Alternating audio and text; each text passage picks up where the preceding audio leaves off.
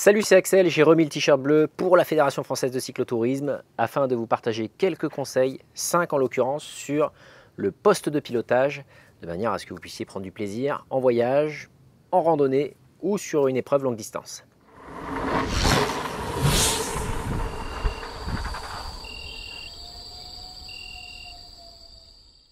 Alors le premier conseil que j'ai envie de vous partager, il va être connecté avec tous les autres, c'est que vous n'avez pas beaucoup d'espace sur un poste de pilotage d'un vélo de route ou d'un vélo gravel, là en l'occurrence un vélo gravel.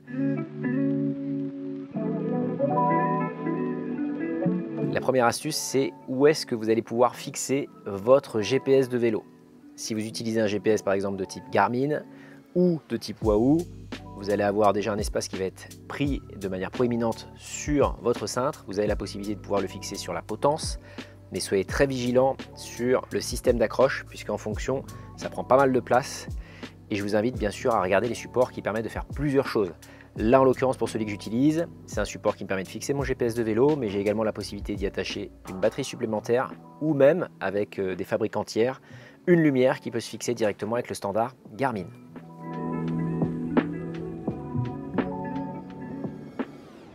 La deuxième astuce concernant le poste de pilotage, qui est toujours liée au manque d'espace, c'est où est-ce que vous allez pouvoir fixer une lumière, qu'elle soit à dynamo ou en fonctionnement sur batterie. Vous n'avez pas beaucoup d'espace, si vous le fixez sur le cintre, vous allez grignoter un espace précieux de confort pour vos mains, et du coup pour la longue distance ça peut être pénalisant, auquel cas vous avez des solutions qui permettent par exemple de fixer une lumière directement sur les vis de votre potence. C'est ce que j'utilise moi sur mes courses longue distance. Ça me permet de pouvoir fixer ce type de lumière directement sur les vis de la potence, donc là en l'occurrence juste sous le GPS.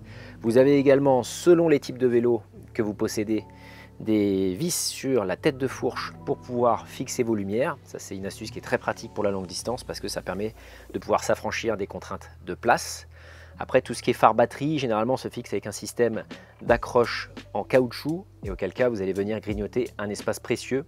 Donc je vous invite vraiment à vous documenter, puisque vous avez pas mal de systèmes qui permettent, compte tenu de l'espace limité, de pouvoir fixer vos lumières avec tout un système d'accroche personnalisé en fonction de vos contraintes.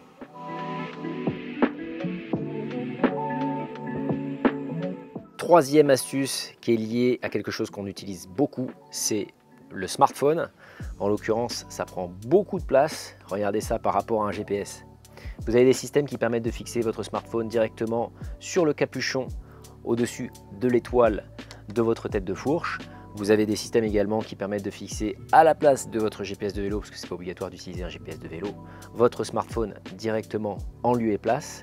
Je vous invite à regarder également l'écosystème des marques qui existent. Moi j'en ai utilisé plusieurs, je vais vous en citer 3.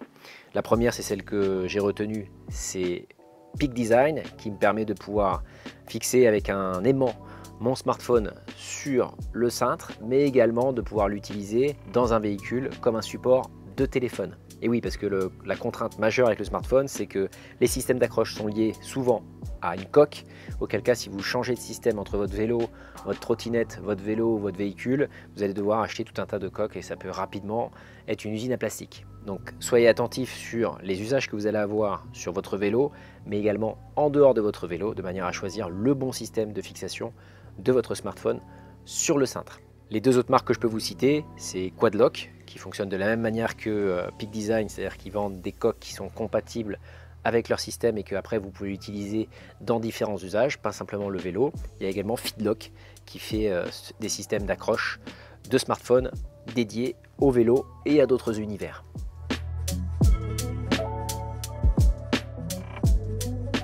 Une autre astuce qui est complètement invisible, c'est le système de réparation de pneus tubeless. J'en parlais d'ailleurs sur ma chaîne personnelle.